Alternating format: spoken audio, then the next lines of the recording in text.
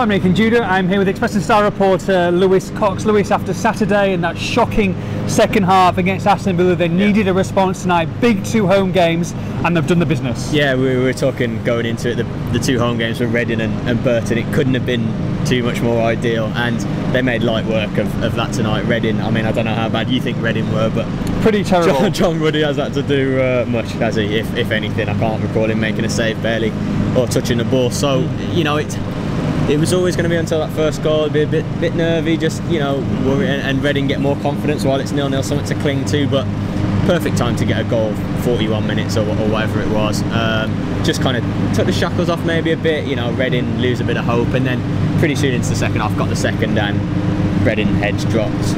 Wolves' his confidence, you know, from an hour onwards was great to see. Obviously, I don't see them every week, but they looked in near full flow. They great stuff technically, you know, spraying it about the park, taking men on. It was really impressive.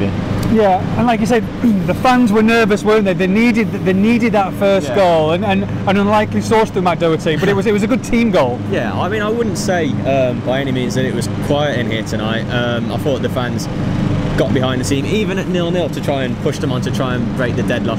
It was a great first goal, wasn't it? It is really interesting how they play these high wing backs on both sides, and one gets a header at the back stick and it drops to the other one, you know, in the box. I mean, that's how much pressure does that take off your attackers when you got your wing backs combining for the goals? I mean, that's ideal. It does, you know, if your forwards and attackers aren't firing on a night off, then you know, job done from elsewhere. Now, Nuno made 4 changes tonight. One of them, of course, the fans have been desperate for Afobe. He finally got his start tonight on his return, and he didn't disappoint with the goal. He snatched at one earlier on. Yeah. You thought, was it going to be his night? But that'll do in the world of good. It was on a plate for him, but he did the business. There were a couple of moments actually where balls had been knocked up to him, good balls, and you know, he had a bit of time to take it down and bring others into play, and it wasn't quite going for him. It was just a loose touch or sort of bouncing off him, and then when he missed that one where he had so much time in the 6-yard and the penalty spot, it was outrageous really, but he did snatch at it, and you kind of worried then, you know. Fans were still right behind him, you know, rightly so. He's finding his feet and so on, and it took, I mean, he took it well. It was an easy finish, wasn't it? But I'm sure he would have been delighted with it, having missed one, to see that one and a striker like him, they need to start games. They can't keep coming on for 20-30 minutes. It's good, and now, I mean, I'm sure we'll talk about this Jota injury in a little bit, but he might get a run in the side now and get those 4, 5, 6 games that he needs to get up to speed.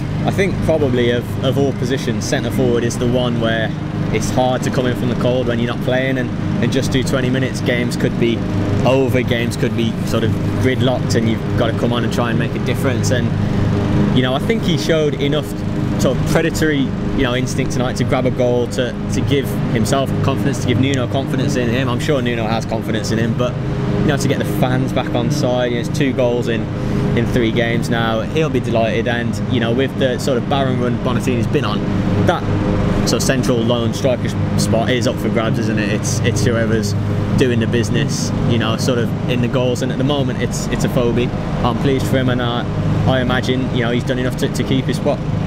Helder Costa was probably the surprise, maybe slightly surprised inclusion tonight at the expense of Ivan Caballero, and he probably put on his best performance of the season tonight. A superb display. Yeah, I mean, he got the first 2 assists in the cross for that one. I mean, the second goal, just thinking about it now, Ruben Neves' pass. I don't see much of Wolves this season. You're pretty happy with that one, yeah. But, I mean, we were speaking it down there with the Nationals and the other journals at the press conference. Wow, I mean, it's cut right under it, backspinned it. It looked like it was flying miles behind goal, but it sort of persuaded the keeper to try and come out. Unbelievable pass. And then, as you just say, Costa picks it up, gets the byline, beats his man. Perfect pass for Afobe, and you know, Costa's balls for the most into the box. Delivery was on the money all night. He's got that pace back now. I think with that ankle injury at the start of the season, he was still tentative on it, and it takes sometimes they say it takes as long as you've been out to get back in and to play that amount of games for you to get up to speed.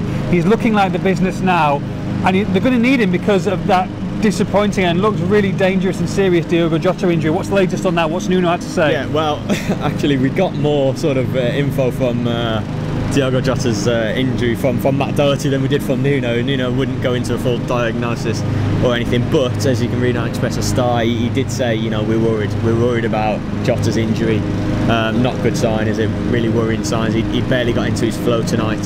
About 22 minutes he came off injured, and Nuno didn't tell us too much. Of course, said report will be out, you know, how bad it is and so on. But Matt Doherty, who was actually on the other side of the pitch, said that the linesman had told him that it was totally innocuous, that he just rolled his ankle. You know, it wasn't an impact or a tackle or anything like that. And he, you know, hopefully because it was innocuous and he's just rolled an ankle, then hopefully it's just a bit of swelling and hopefully, not too bad. Well, they've got Burton, they've got the international break after that, so that's, you know, you think almost certainly he's going to miss Burton, but you've got an extra couple of weeks. Hopefully, at the end of that, he can be close to a comeback. And it's let's face it, with all respect to Burton, it's not the worst game to have him out for. And the other point is, I mean, Caballero was dropped tonight, but he came on and not bad sub to have, yeah, he was on. You know, he's brilliant tonight. He's clearly high on confidence, playing really well at the moment, near the top of his game, making defenders look silly, footwork, you know, balls in the box, dribbling, pace. Not a bad replacement. I think Wolves fans can sleep fairly easily, knowing that, you know, Costa and Caballero can do the business, hopefully against Burton. And we just keep our fingers crossed about Jota, because if it's, you know, lots of weeks or months missing for the run-in, it'll be a shame for him and the club and the fans. But, you know, as I say, it was innocuous. Even though Nuno said they were worried, we just hope that, you know, just a couple of weeks at most. Well, they'll be sleeping easy. They'll probably have a few drinks first, especially with Aston Villa losing a shock defeat 3-1 to Queen's Park Rangers at home. That mean the gap's 10 points now, and that's huge at this time of the year. Yeah, when the gap goes to like double figures like that, you think, you know, that's a 3-game turnaround that Wolves have to lose and Villa have to win, and even more than that when you factor in goal difference and so on. I mean, really surprise result that, wasn't it?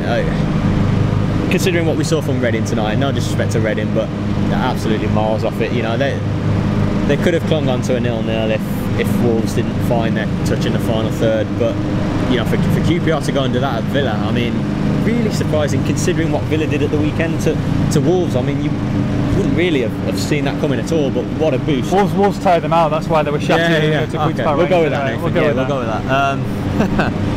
But what a boost to Wolves fans. You know, if not the dressing room, I spoke with Matt Doherty and he said Wolves couldn't be more confident. You know, there's little sort of murmurs of Wolves wobbling with results or other clubs having a go. Matt Doherty says, you know, absolute pinch us over the players. They don't even hear it, read it, care about it, even understand what's going on. It's just water off a duck's back. So the players are fully focused, and great result tonight. 3 points against Burton, and they're right back on track, Wolves, yeah.